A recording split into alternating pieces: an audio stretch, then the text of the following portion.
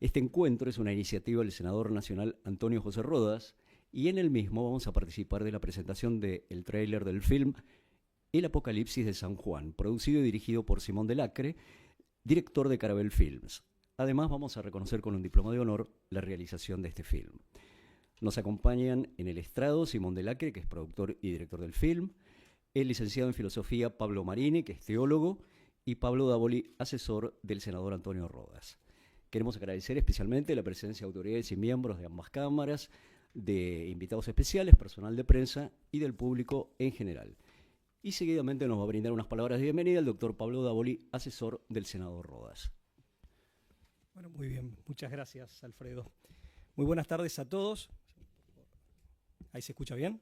Bien, perfecto, gracias.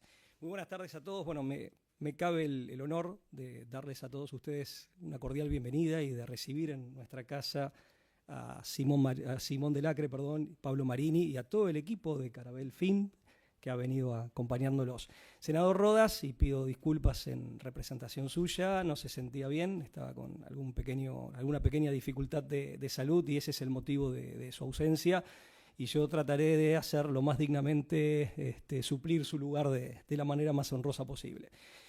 Simplemente a modo de introducción, para darles la palabra a nuestros homenajeados y escucharlos, decir o comentarles por qué queremos hacer este homenaje, por qué se nos ocurrió hacer esta distinción a todo el equipo de Carabel Films en la persona de Simón del Acre, del director, y destacar esta película, El Apocalipsis de San Juan, ante todo por su elevado valor cultural, que entendemos va a quedar registrada, que ya está inscripta en los anales de la cinematografía argentina, en la convicción de que no estamos exagerando ni siquiera un ápice. Estamos convencidos de que la película, ante todo, se destaca por su temática. Ciertamente que la cinematografía religiosa no es un área que que no está bien aprovechada, no ha sido demasiado trabajada.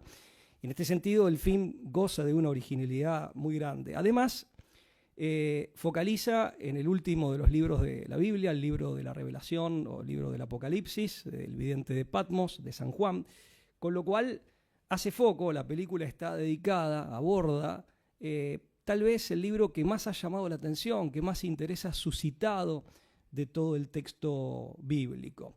Ciertamente que se trata de un texto que impresiona en el mejor y en el más profundo de los sentidos de la palabra. Es un texto apasionante, es un texto misterioso, es un texto que nos interpela incluso fuerte y profundamente. En este caso, siempre decimos que el Apocalipsis históricamente ha despertado, suscitado muchísimo interés, pero hoy más que nunca también. Ya en los años 50 el padre Leonardo Castellani en un artículo decía que el mundo estaba necesitando profecía y que en esa necesidad de profecía la buscaba en cualquier lado. Básicamente porque quien no conoce nada del porvenir y no sabe cómo se van a desenvolver los acontecimientos y finalmente hacia dónde vamos, difícilmente pueda tomar alguna decisión que le permita avanzar. Con lo cual se podría decir que hay una cierta avidez de profecía a la cual la película viene a responder y a hacerlo muy asertivamente, como se dice actualmente. Además, segundo aspecto que nos interesa modestamente destacar es la enjundia doctrinaria de la obra.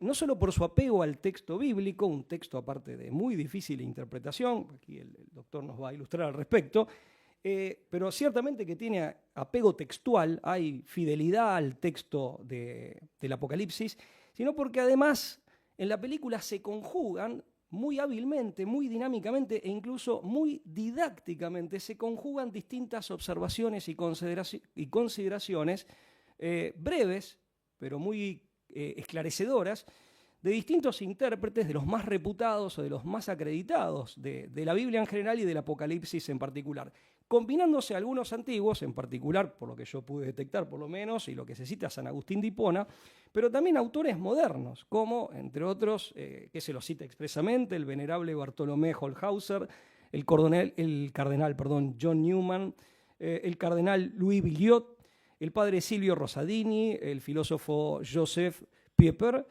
y nuestro padre Leonardo Castellani, entre otros. A esto hay que adicionar que junto con esa hermenéutica muy didácticamente armada en base a todas estas grandes luminarias de la interpretación bíblica y de la teología, permanentemente la película hace un cotejo con episodios inquietantes, ciertamente que muy inquietantes de la realidad actual. Con lo cual uno puede ir siguiendo el relato del Apocalipsis con esta interpretación que es sumamente esclarecedora, como decía antes, que es pedagógica, pero al mismo tiempo va viendo o va, digamos, iluminando y puede ensayar. La película invita a hacer un ensayo, digamos, de interpretación de los acontecimientos que tanto nos preocupan, los dramáticos acontecimientos que nos preocupan en nuestros días. En este sentido, quiero destacar dos cosas. Primero, que abona una tesis de Léon Bloy, del recordado ensayista francés Léon Bloy, que decía que cuando se quería enterar de los últimos acontecimientos o de cómo iba el mundo, leía el Apocalipsis. La película está en esa línea.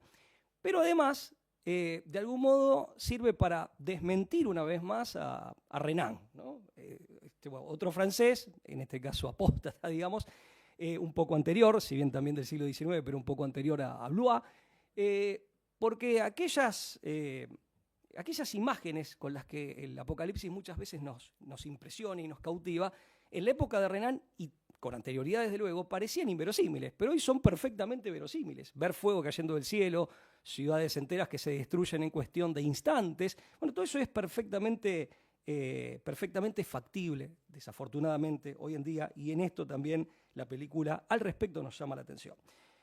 En tercer lugar, destacar la compleja técnica expositiva, en donde se combinan también magistralmente el relato de una voz en off, una profusa colección de imágenes ilustrativas, muy ilustrativas, y una actuación dramática realmente impactante y, por momentos, profundamente conmovedora. A ello debemos adunar la utilización sistemática de múltiples efectos especiales. Todo esto logra representar magistralmente los dantescos episodios y escenarios sobrenaturales con que San Juan nos refiere en el libro de la Revelación. Por último, destacar simplemente que esta obra artística, teológica y al mismo tiempo cinematográfica ha sido hecha por argentinos en Argentina y por ciudadanos de a pie. Entiendo que no han recibido apoyo institucional, corregime si estoy equivocado. Es gente que ha puesto su tiempo, sus recursos materiales, financieros, que ha jugado su patrimonio y lo ha colocado en esto, que ha puesto su trabajo. Lo han hecho en un contexto difícil, arrancaron en el año 2020 en el contexto de la emergencia sanitaria, con todas las limitaciones que había. Yo quiero ponderar especialmente esto, porque habla de la vitalidad espiritual y artística que hay en nuestro pueblo. ¿Sí? Y el esfuerzo y el compromiso, qué frutos pueden arrojar. La bondad de los frutos, la benevolencia de los frutos y la riqueza de los frutos que se pueden arrojar. Finalmente, esto es una casa política, pero bueno, acá lo voy a citar nuevamente a Castellani, dos cosas. Jugando un poco con los conceptos de forma y materia, lo cierto es que Castellani decía muy ortodoxamente que la religión y en definitiva las enseñanzas religiosas constituyen forma, los demás aspectos de la vida del hombre constituyen materia, y dice primero la moral en la materia y después la política, ¿no? Que como una parte de la moral. Y además en un contexto de política que tiende a internacionalizarse, ¿no? Y Castellani ya decía en los años 50, la esencia de todo proyecto político de internacionalización, para bien o para mal, siempre es de nivel o de naturaleza religiosa. Con lo cual, más pertinente que nunca en esta casa, que es casa de leyes, que es casa jurídica, pero también política, entrar en diálogo sin que ninguna de las dos dimensiones pierda su propia naturaleza e identidad, entrar en diálogo con estas instancias tan interesantes y que nos revelan verdades tan profundas, tan inquietantes, pero finalmente tan esperanzadoras. Bueno, muchísimas gracias. Muchas gracias. Vamos a referirnos brevemente a la película antes de pasar a compartir el tráiler. El Apocalipsis de San Juan, dirigida por Simón de Lacre, es una obra cinematográfica que combina fe, arte y tecnología para presentar las profecías del fin de los tiempos con un mensaje de esperanza. Estrenada el 17 de octubre de 2024, esta docuficción sumerge al espectador en las visiones de San Juan a través de efectos visuales impactantes y una narrativa envolvente. Esta película inspira, animando a los espectadores a enfrentar los desafíos del mundo con fe y valentía. En un contexto de guerras, desigualdades y crisis globales, el Apocalipsis de San Juan es un faro de consuelo y un llamado a la acción, una experiencia imperdible que renueva la esperanza y reaviva el compromiso cristiano. Vamos a compartir entonces el tráiler de El Apocalipsis de San Juan.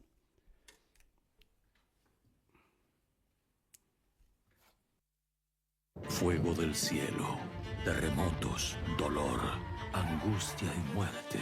El Apocalipsis abunda en estas imágenes. Para el común de la gente, lo apocalíptico se ha vuelto sinónimo de horribles castigos. Pero, ¿es esto realmente así? Revelación de Jesucristo, que Dios anunció y explicó a su siervo Juan.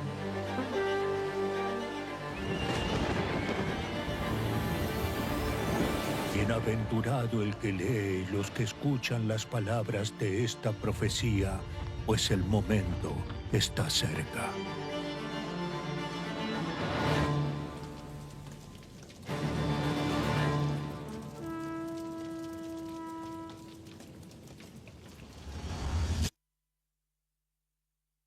Muchas gracias, y ahora vamos a tener el gusto de escuchar ni más ni menos que al director y productor de esta película, Simón Delacre.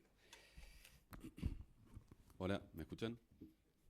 Bueno, brevemente contar un poco la génesis de este proyecto. Yo, siendo chico, bueno, chico no tan chico, ya casado también, era fanático de las películas apocalípticas de Hollywood. Iba con mi mujer acá al frente y hemos ido a ir 3 veces a la semana del cine de casados, fanáticos de cine los dos. Y bueno, siendo fanático de este género apocalíptico y también católico, después de salir a ver unas películas, Terminator, la invasión alien, la destrucción del mundo por medio de un meteorito, a uno le queda la duda de qué dice el apocalipsis verdadero, ¿no? ¿Qué tanto de todo esto hay de cierto en el apocalipsis original? Porque todas estas películas llamadas apocalípticas, hoy la palabra apocalíptica viene del libro del Apocalipsis, que habla del fin de los tiempos, y eso creo que es un saber común de toda la gente, y se agarran y apropian de esta palabra para hablarnos de fantasías o teorías sobre cómo podría ser el fin de los tiempos, a veces en código más o menos serio. Pero bueno, un buen día, no me acuerdo de ver qué película de este género apocalíptico, llegué a casa y dije, bueno, vamos a leer qué dice verdaderamente el Apocalipsis una vez por todas, después de bastante tiempo de estar postergándolo. Si bien uno podía escuchar en la iglesia a veces una breve lectura sacada del libro del Apocalipsis, no era el libro completo, es un libro muy cortito, uno de los más cortos de la Biblia, el último de la Biblia, con este se cierra la Biblia entera. Pues bueno, lo leí y me encontré con un libro muy misterioso, lleno de imágenes realmente espectaculares, épicas, contenido para película, un guión casi servido. Pero bueno, unas imágenes realmente impresionantes y muy, muy confusas, ¿no? Habla de un dragón de 7 cabezas, una bestia de 7 cabezas, que es parte leopardo, parte oso, tiene cuernos, los cuernos, bueno, una cabeza muere, después resucita. Es una cuestión muy difícil, la verdad que yo no entendí nada. Me quedé más mareado de lo que había arrancado cuando leí el libro. Y después empecé claro, me quedó la intriga. Esto aquí entendía que era simbólico, al pie de página, estaban las notas al pie de página en la Biblia que tenía yo, y hablaba, ¿no?, de que todo esto era simbólico, que había que analizarlo como simbólico. Y bueno, empecé a ver quién hablaba de esto. Me encontré entre varios con el padre Castellani, que habló mucho sobre el tema. Y cuando empiezo a estudiar el tema del Apocalipsis con estos autores, teólogos, filósofos, exégetas que han dedicado gran parte de su tiempo y su vida a estudiar el tema del Apocalipsis, me encuentro sorprendido por la actualidad del libro del Apocalipsis, ¿no? Un poco lo que mencionaba recién Pablo de la cita de León Blois, que él lo decía medio bromeando, medio en serio: cuando quiero saber las últimas noticias, leo el Apocalipsis, decía él. Y yo me quedé impresionado porque realmente es así, sobre todo para nuestro tiempo. Si bien uno en toda la historia de la humanidad se ha leído el Apocalipsis, y muchas veces muchos han pensado que ya era la hora, era llegado el tiempo, el fin de los tiempos, que aclaro que aquí hay un error introducido por Hollywood, que es el fin de los tiempos no es el fin del mundo, el mundo no se va a acabar. El fin de los tiempos es el fin de nuestro tiempo, ¿no? La entrada a la eternidad. Dios no va a destruir el mundo, lo va a convertir. Pero bueno, es cierto que siempre se ha estudiado, siempre muchos han creído en muchas épocas que estaban en el fin de los tiempos. Por ejemplo, los primeros cristianos con Nerón pensaban que Nerón podía ser el anticristo y que ya estaba pronta la venida de Cristo en cualquier momento, y se creían que estaban en el fin de los tiempos. Después pasa el tiempo y ven los que siguen a su tiempo, quizá en la Revolución Francesa, si bien hubieron otros momentos antes, también pensaban que estaban en el fin de los tiempos, cuando se desata esta vorágine anticristiana en Francia, replicada en gran parte del mundo luego. Y también pensaban que estaba en el fin de los tiempos, y bueno, nosotros, y habrán dicho, bueno, los primeros cristianos se equivocaron, porque aparte todavía no estaba evangelizada América y ellos no lo sabían, entonces se entiende esta equivocación, porque las profecías dicen que primero tiene que evangelizarse el mundo entero, o al menos haberse predicado el evangelio en el mundo entero. Y bueno, hoy ya, en la época ya de la Revolución Francesa, podían decir, bueno, ya se descubrió América, el mundo entero escuchó el Evangelio, lo haya abrazado o no, todos conocen o han oído hablar en todos lados del Evangelio, esto es ya el fin del mundo. Y se equivocaron. Y ahora estamos nosotros, un tiempo de crisis tremenda, tanto política, social, económica, a nivel global. El Evangelio se ha predicado en todos lados, sea aceptado o no, en Oriente no ha sido aceptado en su gran mayoría, pero ha sido predicado. Sobre todo un gran signo es la crisis eclesial, y pensamos, y la película plantea, que estamos en el fin de los tiempos. Y quizá nos equivoquemos, pero quizá no, ¿no? En algún momento va a llegar alguien que va a plantear que está en el fin de los tiempos y no se va a equivocar. Entonces, quizá somos nosotros, quizá no, el tiempo dirá. Pero los signos de los tiempos están, y eso es lo que trata de mostrar la película, despertar un poco, poniendo lo que uno ya sabe, ¿no? En pantalla, todo el mundo sabe que estamos en un mundo en crisis, quizá verlo como en compilado es más impactante, pero sobre todo ante esa crisis poner una nota de esperanza, es lo que pretende la película, ¿no? Porque la promesa del Apocalipsis no es una promesa de desastres, es simplemente el anuncio de los desastres como preámbulo a la promesa de la segunda venida de Cristo. Y la segunda venida de Cristo sabemos que es el triunfo definitivo del bien sobre el mal y el triunfo definitivo de la Iglesia. Entonces, para nosotros eso es algo muy esperanzador, y bueno, y así lo mostramos en la película, buscando llevar esperanza en un mundo en crisis, un mundo de confusión. Creo que hoy la gente más que nunca está volcada, como decía el doctor Davoli, a conocer las profecías.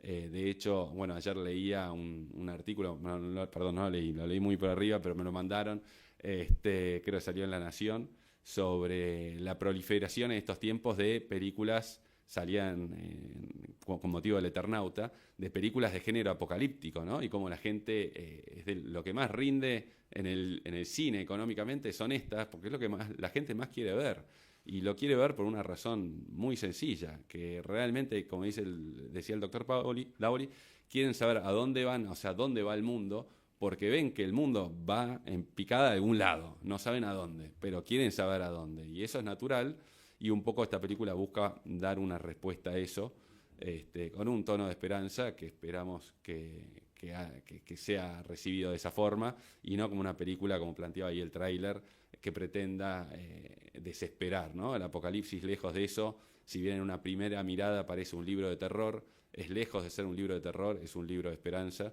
y para eso fue comunicado a los hombres por medio de Dios a través del apóstol San Juan. Quiero, por último, agradecer a todos los aquí presentes, al senador Rodas por este reconocimiento, al doctor Davoli, y bueno, y a todos los que participaron, porque esto fue un proyecto hecho con ayuda de muchísima gente, muchísimo trabajo voluntario, donaciones de todas partes del mundo, no solo de aquí de Argentina, pero sí hecha íntegramente acá en Argentina, con trabajo argentino. Así que muy orgullosos también de haber logrado, y el año pasado haber estado en cine con muy buena recepción en circuito comercial, lo cual es absolutamente inusual e inédito para un cine cristiano en Argentina, salvo grandes excepciones como ser La Pasión de Cristo, pero de hecho, anecdóticamente, Cinemark hace un año, justo antes que salíamos nosotros, había decidido no pasar más cine cristiano, sobre todo películas católicas, porque no le eran rentables, salían en un circuito alternativo muy pequeño, no las veía casi nadie y habían decidido cerrar las puertas. Y nosotros conseguimos, gracias a Dios, una distribuidora que no hace cine religioso, que se copó con la película y la metió en un circuito comercial, y claro, cuando empezó a salir en todas las otras cadenas de cine, Cinemark dijo, nosotros también la queremos. Así que no salimos como el circuito que ellos estaban acostumbrados de cine religioso, pero sí en el cine comercial con gran recepción de parte del público. Así que básicamente eso. Ahora, bueno, Pablo nos va a hablar un poco más del sentido del Apocalipsis, ¿no? Muchas gracias. Muchísimas gracias. Y ahora vamos a escuchar la palabra del licenciado en Filosofía y teólogo Pablo Marini. Ya que estamos Uy, te maté. Ya que estamos en el tema del cine, no sé si recuerdan una película, los que penan canas, una película que se llamaba Contacto en Francia, o The French Connection. Y la primera fue espectacular, creo que ganó Oscars y todo. Y la segunda, que era la secuela, parecía que iba a no andar muy bien, pero anduvo fenómeno también. Y empezaba con un cartel negro, es decir, esto era la historia del tema de un policía muy perseguidor, que perseguía a un narcotraficante, ¿no? El policía era Jim Hackman, que le decían Popeye, le decían, así lo llamaban. Y entonces ponen un cartel en la segunda, al principio, que dice, Popeye no va a lograr capturar al narcotraficante, que era Fernando Rey, ahí me acordé. Fernando Rey era el narcotraficante. O sea, empieza la película contándote el final. Entonces yo voy a hacer un poco así, ya que Pablo ha señalado a los enormes personajes que han intentado aproximarse al Apocalipsis, y les voy a decir, quizá decepcionándolos, no hay una interpretación de la Iglesia sobre el Apocalipsis. No hay una interpretación oficial. ¿Me explico lo que digo? Entonces, ¿y esto por qué? Porque es un libro de profecía, y es un libro complejo, y es un libro que, por supuesto, no está hablando solamente de cosas que pasaron, sino que está hablando también de cosas que van a pasar. Es un libro profético, y como toda profecía, es conocido que siempre se entiende claramente una vez que se ha cumplido. Alguien puede suponer que el capítulo 51 y 52 de Isaías podía ser interpretado adecuadamente por los judíos de su tiempo. En realidad, todos esos dos capítulos, que es una especie de pasión en miniatura, recién es claramente interpretado, claramente visto y cumplida la profecía con lo que le pasó a el Verbo encarnado. Así que hay que tener esto en cuenta, ¿no? Es cierto que en los profetas inspirados, al mismo tiempo se dan cuenta de la dificultad que tienen de tratar de describir el futuro. ¿Con qué palabras? Con las propias de su tiempo. No es tan fácil eso. Por eso tampoco Cristo se puso a hablar cuando habló del fin del mundo, y sí, porque va a haber una bomba atómica, pero lo hubieran encerrado como loquito en 2 minutos.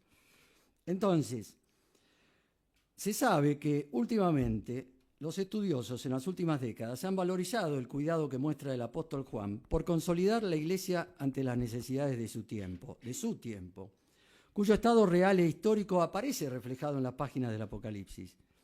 Esto es importante, nadie lo discute, pero junto con esto ha de quedar intangible, no es óbice, no puede ser obstáculo para el fondo profético que tiene el Apocalipsis y la tensión escatológica con la que deben vivir los cristianos de todos los tiempos. Por eso, sí, se equivocaron, pero no se equivocaron. Es decir, hay una especie de tensión permanente que todos tenemos que tener Es cierto que no le pegaron al momento exacto, pero es espectacular que el cristiano viva en tensión escatológica, siempre.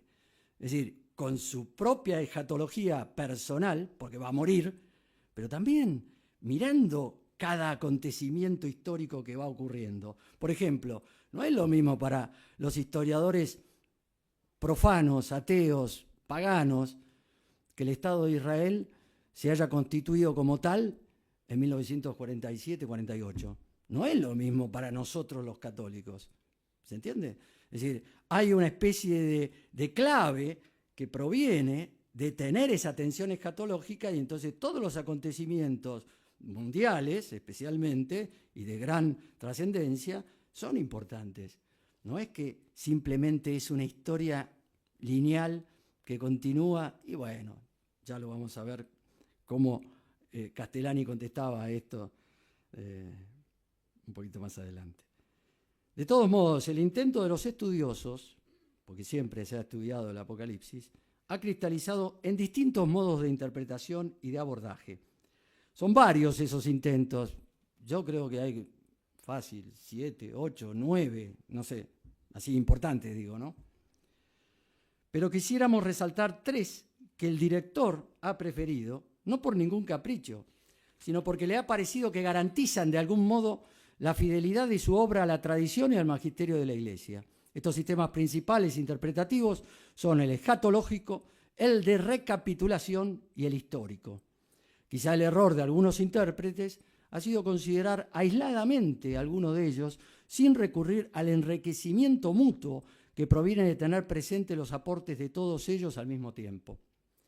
Primero de todo, debe rechazarse el sistema alegórico. Debe rechazarse. No quiere decir que uno pueda hacer alegoría, pero primero hay que ir a la literalidad, como dicen tanto San Agustín y Santo Tomás, que dejaron esta regla de oro para la interpretación de las Escrituras en general. Por cierto que literal no se contrapone a simbólico. El Apocalipsis es un conjunto de símbolos plásticos. Las visiones del Apocalipsis son, primero de todo, reales, en el sentido de que son visiones inspiradas por Dios al apóstol Juan, siendo indudable, que el apóstol se está refiriendo a un contenido objetivo y para nada fabulístico, producto de una mente calenturienta o de una imaginación febril. Pero es cierto que son metafóricas, ya que no pueden entenderse en un sentido literalísimo, pero sí en un sentido literal simbólico. Y en este sistema escatológico nos encontramos con la famosa teoría del tipo y del antitipo, que plantea que los hechos profetizados en un tiempo relativamente cercano tienen a su vez una especie de reflejo, de espejo, en un futuro lejano o lejanísimo. Y de alguna manera sabemos que el mismo Cristo lo aplicó al hablar en paralelismo del fin de Jerusalén y del fin del mundo, en sus famosos discursos escatológicos que aparecen en los evangelios de Mateo y de Lucas. Nos referimos a hechos y al uso de imágenes cercanos que se van a concretar en el corto o mediano plazo, para luego ser proyectados en una enorme parábola a algo lejano en el futuro que no podría ser entendido claramente en su propio tiempo. En este sentido, tanto Pieper, el alemán, como Castellani, por ejemplo, observan cómo algunas de las cosas anunciadas por el Apocalipsis, que antaño pudieron parecer irrealizables, como dijo Pablo, y hasta ridículas, hoy se las ve como perfectamente posibles. Que no nos pase con el Apocalipsis lo que le pasó al soberbio de Renan, que en 1870, la fecha, 1870, se permitía burlarse del apóstol Juan y de su imaginación oriental delirante y desmesurada. ¿Cómo puede hablarse de ejércitos de 200 millones de hombres? Dice con sorna, aludiendo al versículo 16 de capítulo 9, o de ciudades enteras que se derrumban en un instante y se convierten en ruina. ¡Fuego del cielo! Por favor. Y esto lo decía nada más que 70 años antes de Hiroshima y Nagasaki. O que la imagen de la bestia puede llegar a verse en todo el mundo. O que nadie va a poder comprar ni vender si no tiene la marca de la bestia. Vamos a perder el tiempo explicándoles que esto es hoy perfectamente posible cuando estamos inmersos en lo que ya algunos sugestivamente llaman prisión digital? Ni hablemos de todas las elucubraciones que está generando la irrupción en nuestras vidas de la inteligencia artificial. Curioso fue el hecho de que Renan se paladeaba con gusto todos estos absurdos de la revelación divina, imposibles de aceptar en la era del progreso, de las luces de la razón y de la civilización moderna. Se equivocó. De todos modos, es cierto, como dicen los padres jesuitas en su comentario al Apocalipsis, que si el Apocalipsis nos asegurara proféticamente únicamente el desarrollo triunfal de la Iglesia a través de los tiempos, la venida del Anticristo, la parusía, el juicio y la gloria celeste del pueblo de Dios con garantía de verdad divina, eso ya solo bastaría para que fuera uno de los mayores dones de la revelación. De hecho, estas cosas que he mencionado están definidas magisterialmente por la Iglesia de manera definitiva. Pero eso sería limitarnos a lo que de hecho, como decimos, ha definido la Iglesia magisterialmente como parte inmutable de lo revelado. Y obviamente el Apocalipsis no es un libro dado por Jesucristo a su Iglesia para que no sea entendido nunca. En eso lo han convertido los alegoristas, que lo transforman en poesía, quitándole toda importancia y seriedad. De todos modos, sabemos que no se trata de una historia lineal, sino según las leyes propias del hablar profético. Y así nos encontramos con diversos septenarios, el de las iglesias, el de los sellos, el de las trompetas. De lo que se trata esta primera parte, esperemos la segunda con muchas ganas y esperemos, Dios quiera, que se pueda concretar. Faltan las fialas, las copas de la ira, las dos bestias, el anticristo y una cantidad de cosas más. Pero todo esto sigue un método recapitulatorio, es decir, en algún momento el escritor detiene su relato y vuelve atrás en una nueva visión cuando se acerca a la parusía, recomenzando en una inesperada perspectiva o desde un punto más cercano a ella. La marcha no es así recta o lineal, sino en espiral. Es el mismo tema general visto de diferentes enfoques, sinfonizado en expresión del padre Sáenz, por visiones que lo van explicando cada vez más hasta la visión de la Jerusalén celestial, que es el objeto y término de las otras. Esto es lo que podemos decir rápidamente en cuanto a los sistemas interpretativos que están en el film. ¿Y qué decir de las profecías en sí como tales? Se sabe que la profecía, según la teología católica, se desarrolla en dos planos.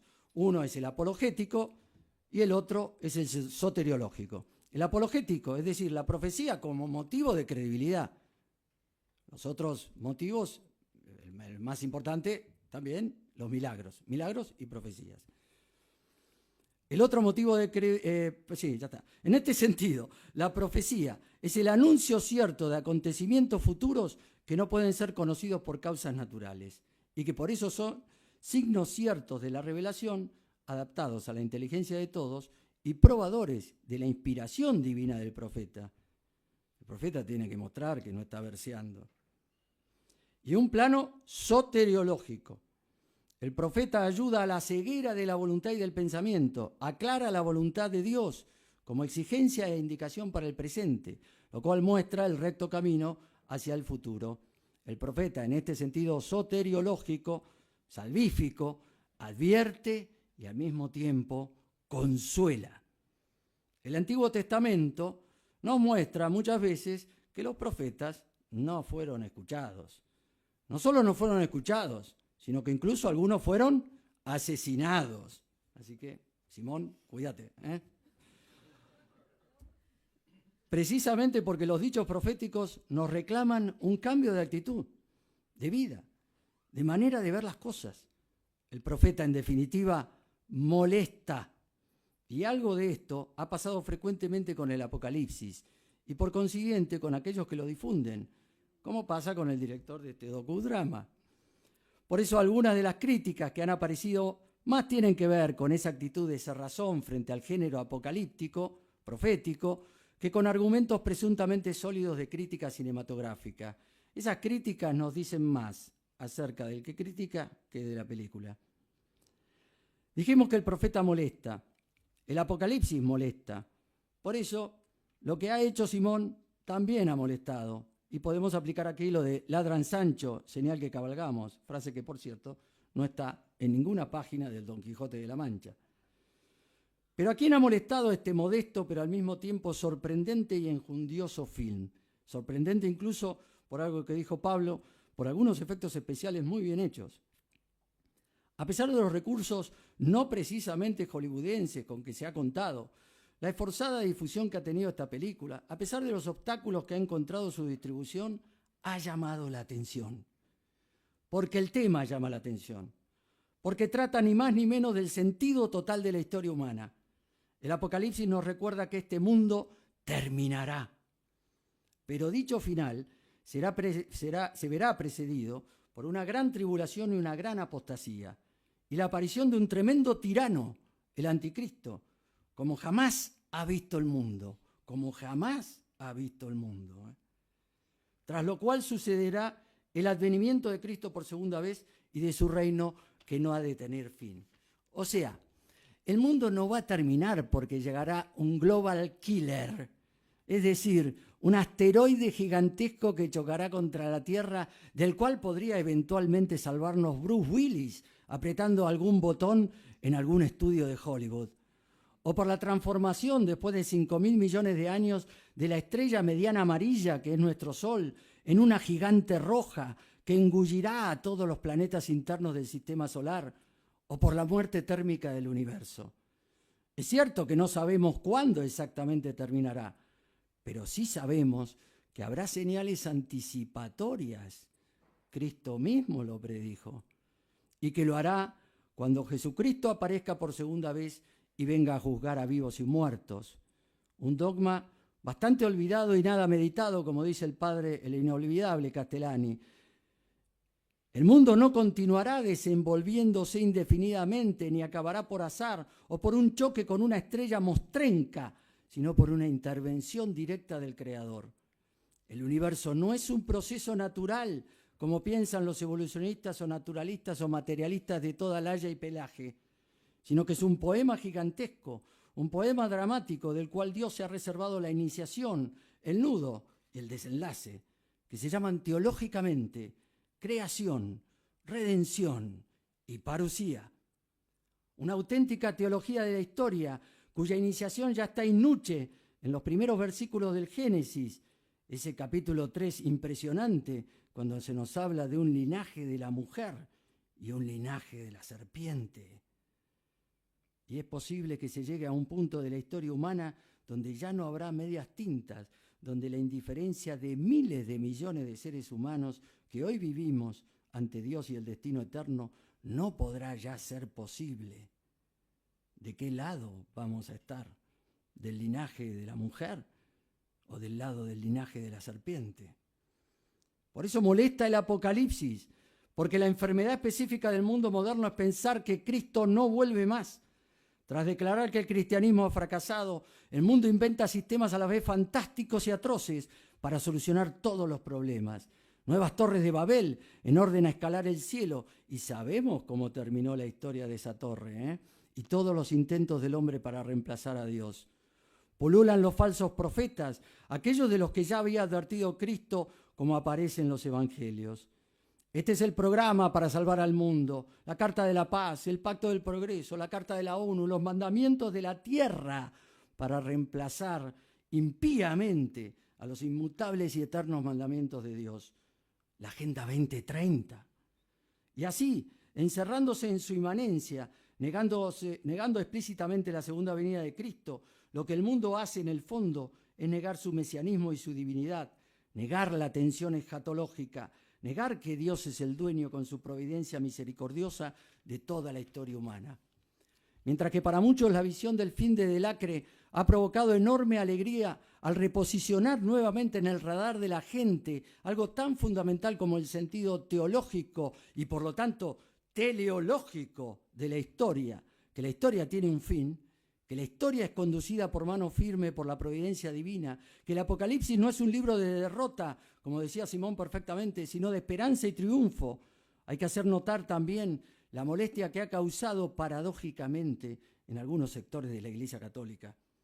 no en aquellos fieles y sacerdotes que no han olvidado que la historia no es mera historia, sino que es historia de la salvación, historia de redención, historia del rescate, historia de la reparación, historia de una restauración, historia de la misericordia divina, pero también de justicia divina.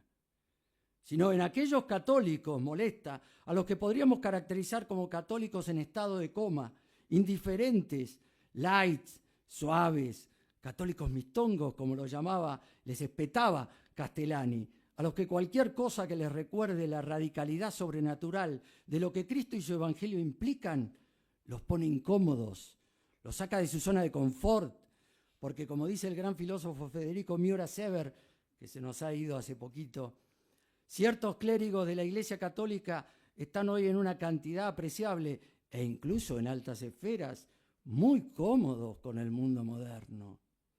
Incluso algunos llegan a proponer que la Iglesia se transforme en una especie de capellán del nuevo orden mundial, una ONG humanitarista que tenga como propósito principal promover la paz y la fraternidad universal al mejor estilo de los postulados del naturalismo masónico.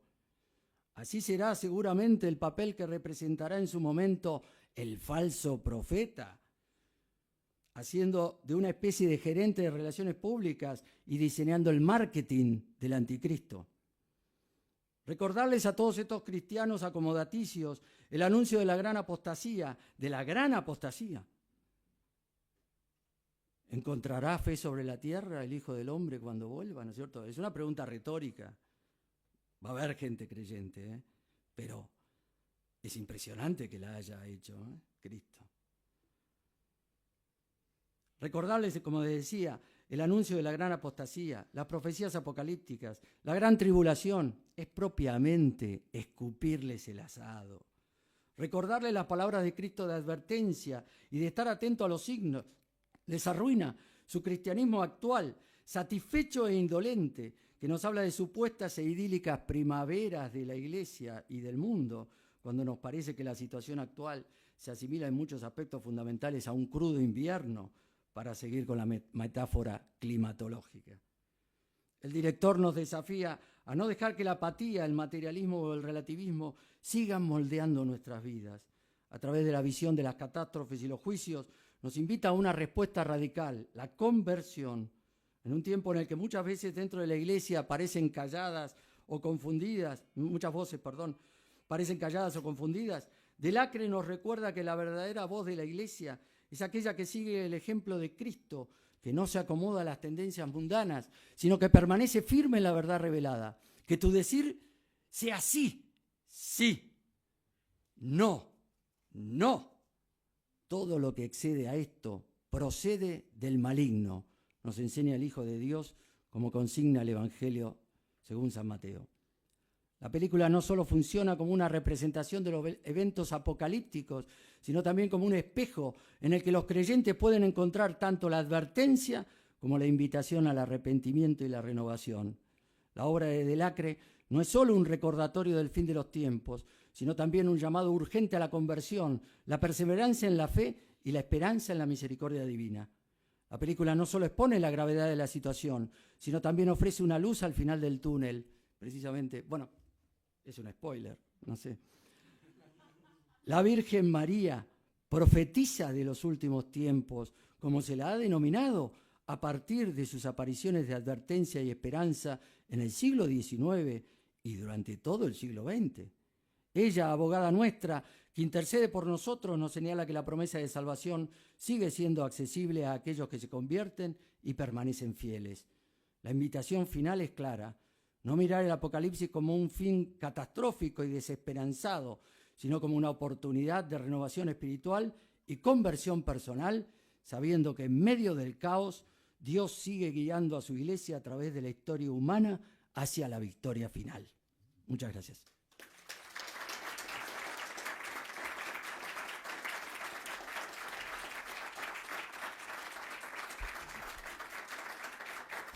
No sé si usted deseaba abrir a preguntas del público. Si alguien quiere hacer alguna consulta, pregunta.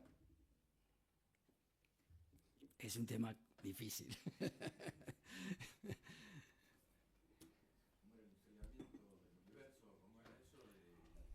La muerte térmica del universo.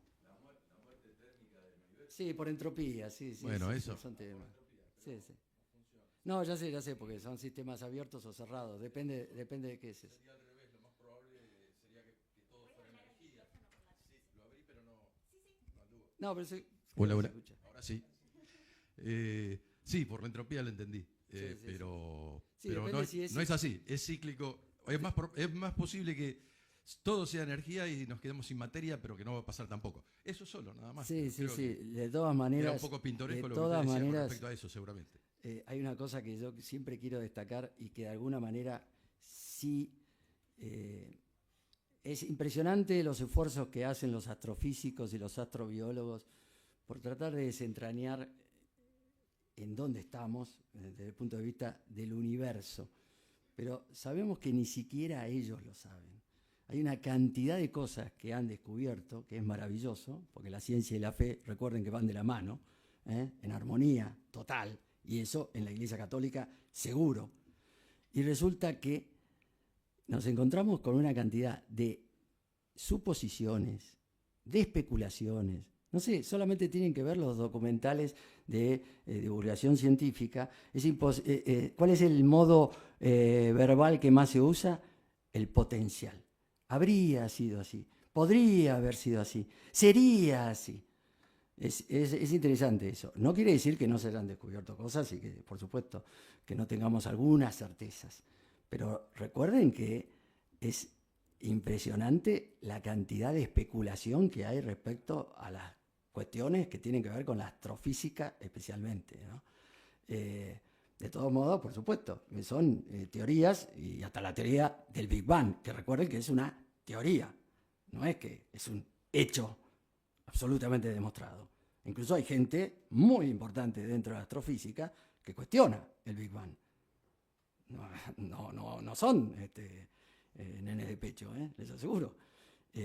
Pero esto lo digo más que nada porque lo impresionante de la religión católica es que supera justamente las dimensiones de espacio y tiempo puramente natural. Es decir, lo que ha hecho Cristo es saltar el abismo de infinitud que nos separa eternamente de Dios. Es Dios el que fue al encuentro del hombre, no es el hombre el que puede encontrar a Dios. En su misericordia impresionante, el Padre ha enviado a su Hijo a saltar el abismo de infinitud. O sea, Cristo hace el puente. No es que nosotros estamos construyendo un puente para llegar al infinito. Sí, por supuesto, como todos los hombres de este planeta que han pasado por este planeta tienen sed de infinito en su alma inmortal, entonces siempre han buscado respuestas y siempre han intentado tirar flechas hacia arriba. Pero esas flechas, como nos pasaría con una flecha sin flecha, vuelven a caer hacia nosotros.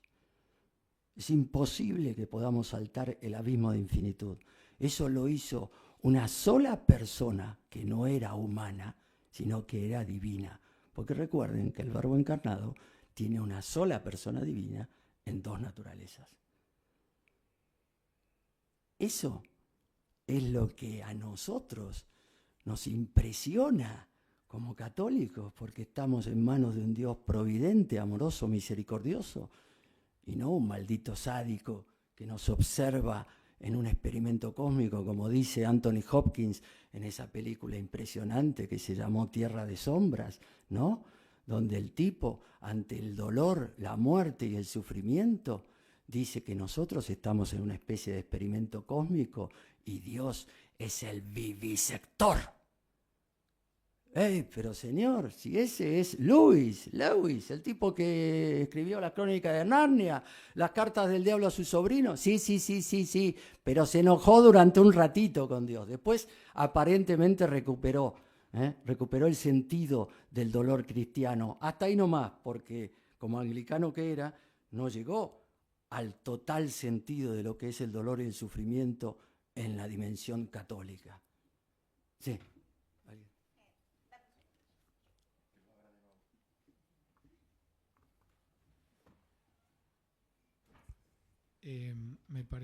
Buenas tardes, me pareció muy interesante lo que se dijo de que hoy, o no sé si en otras épocas, pero que de alguna manera es importantísimo para el ser humano mantener la atención escatológica, digamos, ¿no? Me ha pasado a mí últimamente, así conversando con una amiga, que le dije, mira, acabo de leer un libro sobre una revelación particular sobre el purgatorio, anónimo, que se los recomiendo, publicado por Rialp, editorial Rialp, que me dejó como una impresión bastante clara y llena de detalle de lo que va a ser la vida del mundo futuro. Y le dije, estoy leyendo un libro sobre el purgatorio, y me dice la reacción, ¿no? Yo a esta altura de la vida ya no creo más en el purgatorio, dice, ¿no? Entonces me quedé pensando en esto, ¿no? O por ahí gente que es como si tuviera la mente totalmente tan de tejas abajo, tan pegada a lo de todos los días, incapacitada para ver el más allá de lo que se viene en cualquier momento, ¿no? O sea, por eso es que si esta película, que yo todavía no he tenido el gusto de verla, pero sirve para despertar esa tensión escatológica, me parece espectacular. Digo, y termino, si quieren decir algo sobre la tensión escatológica, pero a veces me llama la atención que en la predicación en general, no sé si es solo en Argentina, pero no se habla mucho de los novísimos. Bueno, lo hemos dicho. Hemos dicho, es decir, hay un sector de la Iglesia que ha hecho una especie de, si se quiere, mesianismo, quiliasmo del carnal, el mesianismo carnal, el famoso milenarismo carnal. Bueno, no nos vamos a meter en el tema del milenarismo porque no salimos más de acá. Pero han hecho eso, una especie de cosa. No, lo importante es esto, transformar a la Iglesia en una especie de, insisto, de capellán del nuevo orden mundial, de una ONG. No hablemos de cosas que tienen que ver con el más allá, hablemos del más acá. Sí, si me transforman la religión católica en una especie de droga, tenía razón Carlitos Marx, ¿no es cierto? La religión es el opio para el pueblo. Pero si yo le doy a la religión católica la dimensión de absoluta respuesta, no una alternativa más en el menú, en la guía Eudeva de religiones. Si yo le doy a la religión católica el sentido que le dio Cristo, es decir, yo soy el camino, la verdad y la vida. ¿Qué significa eso? Sino que soy la absoluta clave para entender todo lo que nos ha pasado desde 5.000 años antes de Cristo hasta el fin del mundo cuando suceda. Pero si hoy no quieren hablar de eso, es porque molesta, porque eso habla de una vida en el más allá y un planteo de que la Iglesia, su misión principal no es simplemente hacer de asistente social. Eso está clarísimo. ¿Permite una postilla? Sí, ¿no? Sí, hacer de la asistencia social perdiendo el sentido de trascendencia, que de hecho son interesantes, son varios los autores que se pueden citar, pero son especialmente interesantes las observaciones que hace Antonio Gramsci cuando él asiste a la revolución bolchevique, de la que él participa y es un testigo de privilegio, digamos. Él advierte la resistencia del campesinado ruso. Él advierte que, en definitiva, los revolucionarios bolcheviques eran burgueses y muchas veces extranjeros, pero que el grueso del campesinado ruso, que fue objeto de matanza por esto, se oponía férreamente y terminaba defendiéndolo al zar, pero él advierte que no era por el zar mismo. Por eso la estrategia de revolución cultural de Gramsci dice, el problema está, y lo que hay que extirpar es el sentido de trascendencia. Entonces, que todo sea inmanente, a diferencia de lo que decía acá el doctor, si es que yo lo he interpretado bien, de que, en definitiva, en nuestra historia personal y en la historia de la humanidad, e incluso en la historia de nuestro pueblo argentino, o sea, en definitiva son como capas de una cebolla, ¿no? Todo debe ser interpretado y adquiere plenitud de sentido a la luz de lo que es extrahistórico. A la luz de la eternidad, pero yo interpreto lo que me pasa a mí, lo que le pasa a mi pueblo y lo que le pasa a la humanidad.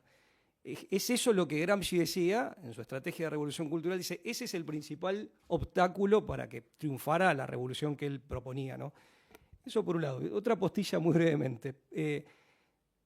Últimamente, sobre todo en las ciencias duras, a partir de la física cuántica y de Max Planck, ¿no? O sea, últimamente ya tenemos un siglo, pero cada vez es más el número, y hoy son mayoría, en las ciencias duras, no en ciencias sociales, los científicos que, viniendo del ateísmo, por una formación positivista que es más ideológica que científica, o del agnosticismo, son como mínimo deístas.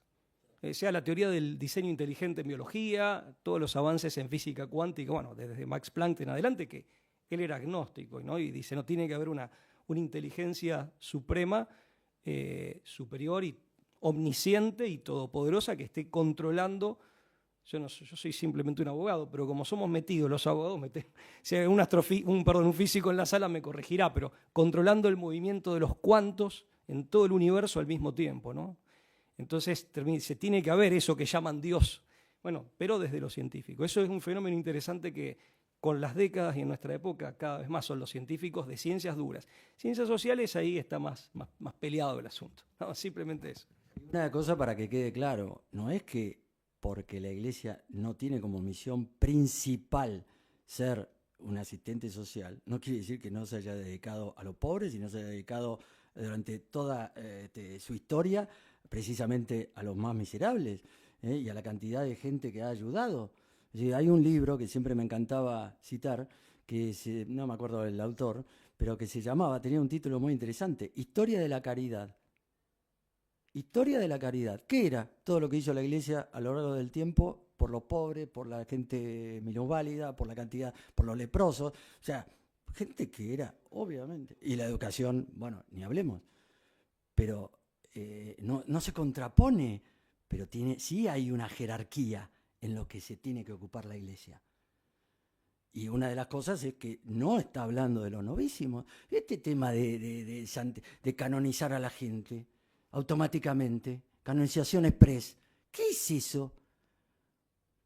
¿Cómo puede ser que en los velorios, en los entierros, no se hable del purgatorio, o mejor dicho, no se hable de que tenemos que rezar por el alma del que se ha muerto? Que lo que más desea, por favor, es que estén rezando. Por cierto.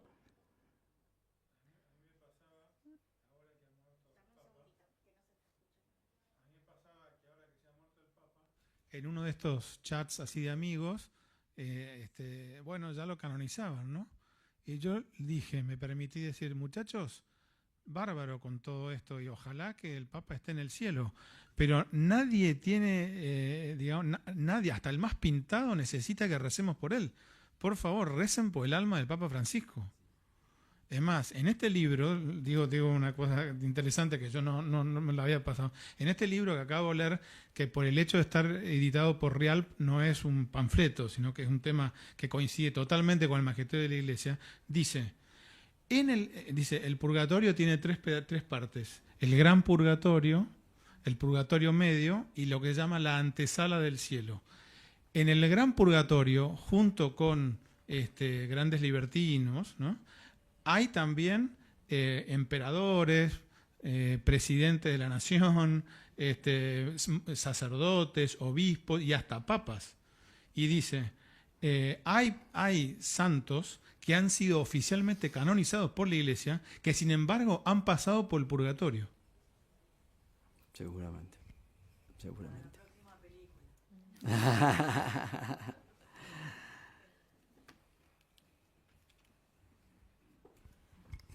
Bueno, yo quería felicitar al equipo. La verdad que vi la película, me encantó. Y quería preguntarle si de alguna manera te pregunto a vos, Simón, si esta película que ha viajado por muchos países, la han visto en muchos países, ¿sentís que el mensaje llegó? Y si ese mensaje fue claro y lograste a lo mejor conversiones o que la gente despierte a que esto puede ser es una realidad y no es ficción. Bueno, hay cierta distancia, ¿no?, con el público y sí llegan comentarios a favor, en contra. Algunos testimonios nos han llegado, Fer allá atrás está más al tanto, pero por contar uno muy, muy breve, que a mí me impactó mucho, sobre todo porque fue al principio, cuando recién estrenamos, en el preestreno en Colombia, la película salió primero en Colombia, todavía no teníamos distribuidor acá en Argentina y ya sí allá en Colombia. Había una señora, habían todos los invitados, un preestreno, la gente entraba gratis, era gente invitada, y había una señora que estaba saliendo de ver una película de terror que se llamaba La Monja o algo así, y estaba muy perturbada la señora. Y una de las voluntarias, porque todas las premiers y todo eso lo organizábamos por medio de voluntarios locales, la invita a la señora a pasar a ver la película de Apocalipsis, porque por invitarla, pues la vio ahí, qué sé yo, esas cosas del Espíritu Santo, ¿no? Le surgió invitarla, la invitó, entró la señora y cuando salen de la película se encuentra de vuelta con la señora que estaba llorando. Y le dice, ¿qué pasa, señora? Y le dice, hice todo mal en mi vida, dice la mujer. Bueno, después sabemos que siguió hablando con la señora, creo que quedó en ver un sacerdote, una señora católica que no se confesaba y había abandonado los sacramentos y la vida de fe durante muchísimos años. Y bueno, después charlando con esta voluntaria, o sea, conocemos la anécdota porque hubo todo un seguimiento humano, ¿no? Pero me imagino que de la misma forma, si esto pasó en el primer preestreno de la salida mundial al cine, se habrá replicado, espero yo, que es un poco la intención, ¿no? Uno lo hace como un apostolado, este trabajo, se habrá replicado en otros países, Dios quiera, y haya tenido frutos.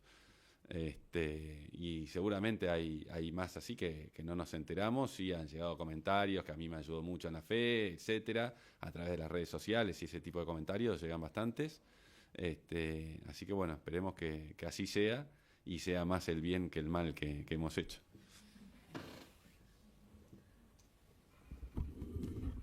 Hay una cosa que a mí, como homenaje a Simón, si que se quiere, me gustaría, y quizá como reflexión para todos nosotros, ¿no?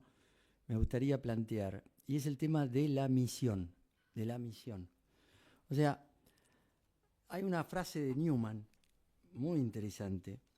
Yo les digo esto porque surgió un poco, porque si ustedes escuchan la génesis de lo que dice Simón medio que hasta lo ayudó la cuestión esta de la pandemia, ¿no? Te ayudó un poco, porque estabas medio como bola sin manija, o puede ser. A ver. Sí, bueno, la situación, yo ya había, como contaba, hace muchos años, unos 15 años, empecé a darme manija con este tema del apocalipsis, impresionado por su actualidad, y a estudiarlo y a prestarle mucha atención. Me volví un conspiranoico, como decían, se me reían mucho antes de la pandemia, después de la pandemia ya no tanto. De repente somos todos conspiranoicos. Pero bueno, era algo, obviamente, yo estoy casado y tengo hijos, y mi prioridad era ocuparme de mi familia, y mi trabajo no tenía nada que ver con cine. Si bien había estudiado cine, me estaba dedicando a otra cosa nada que ver, y era con lo que vivía, y la verdad no me animaba a dar el salto. Sí tenía muchas ganas de volver al cine y dedicarme a hacer una película, y por un lado, bueno, falta de recursos, el proyecto del Apocalipsis estaba ahí siempre dando vueltas, pero nunca lograba tirarme a la pileta y arrancar. Y la pandemia a mí me empujó a la pileta, porque me quedé sin trabajo de la noche a la mañana, con muchísimo tiempo en mis manos, con lo cual, y lo único que tenía en la cabeza al momento de decir, bueno, pero algo tengo que hacer durante todo este tiempo, no puedo estar sentado mirando el techo, algo tengo que hacer para ocupar mi tiempo, para proveer a mi familia, para que no se me achicharre el cerebro, y lo único que estaba en mi cabeza era el apocalipsis, así que bueno, ya en las 2 semanas más o menos de haber empezado los encierros, yo ya arranqué con el proyecto. Yo lo comento porque realmente es un poco así. O sea, fíjese cómo la providencia te va llevando, lo fue llevando a Simón. Y sale con un tema que, independientemente de si estamos de acuerdo o no estamos de acuerdo con el criterio interpretativo, pues ya les digo, hay como 8, 9 criterios interpretativos, pero lo importante es que se hable del apocalipsis, que esto se instale incluso como una cuestión religiosa dentro de la Iglesia Católica, porque de esto no se habla. Por esto de decir que es molesto, que no, de estas cosas no, ¿cómo vas a hablar? No se entiende nada. Pará. Esto que se dice por ahí, ¿qué pasa? ¿Dios reveló algo para que nadie nunca lo entendiera? No, hay mentes brillantes, extraordinarias, que se han metido en esto. tipos que se han quemado la pestaña para ver esto. Pero es cierto que hay que hacerlo con un espíritu abierto, en el sentido de estar abierto a la moción del Espíritu Santo, de estar abierto a ciertas inspiraciones y estar abierto también a una mirada magisterial de la Iglesia que ha puesto ciertos claves, digamos, interpretativas. Hay una cosa que tiene que ver con la misión, y no resisto leerles un texto de Newman, del famoso cardenal Newman, ¿no es cierto?, este cardenal inglés del siglo XIX, que tiene que ver directamente con esto, y que un poco también explica, y van a ver que tiene que ver con la dignidad del hombre a un nivel que quizá no sé si se ha considerado algunas veces en estas tantas declaraciones sobre la dignidad del hombre y cosas por el estilo. Newman dice lo siguiente: Dios me ha creado para hacerle algún servicio definido. Me ha encomendado alguna obra que no ha encomendado a otro. Tengo mi misión. Dígnate llevar a término en mí tus elevados propósitos, cualesquiera sean. Obra en mí y a través mío. He nacido para servirte, para ser tuyo, para ser tu instrumento. Déjame ser tu ciego instrumento. No pido ver, no pido saber, pido simplemente ser usado. Y acá hay una cosa que es impresionante. Somos 8.000 millones de personas en el planeta, un poco más. Me ha encomendado alguna obra que no ha encomendado a otro. Yo pocas veces encontré un fundamento de la dignidad de cualquier persona en el planeta como esta. Que Dios ha pensado exactamente algo único para que lo hagas vos. Y no lo puede hacer nadie más. Nadie más. A mí me hizo acordar esto cuando vi el Apocalipsis de San Juan, hecho por nuestro amigo Simón de Lacre.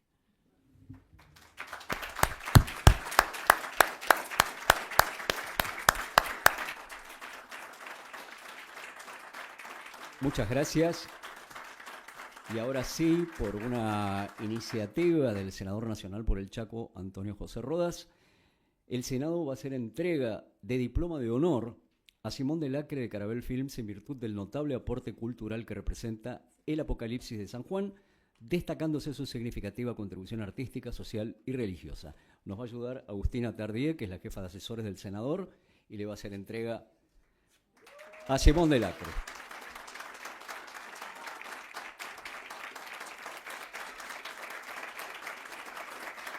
Si quieren sumarse para la foto.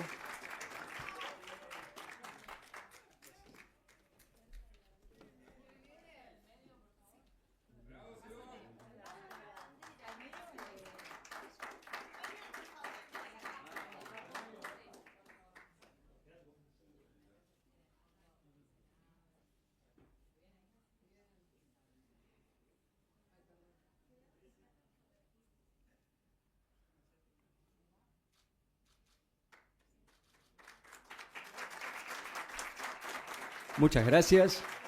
Y esta fue la presentación del tráiler del Apocalipsis de San Juan, producida y dirigida por Simón de Lacre de Carabel Films. Solo nos resta agradecerles por haberse acercado hasta acá. Muy buenas tardes.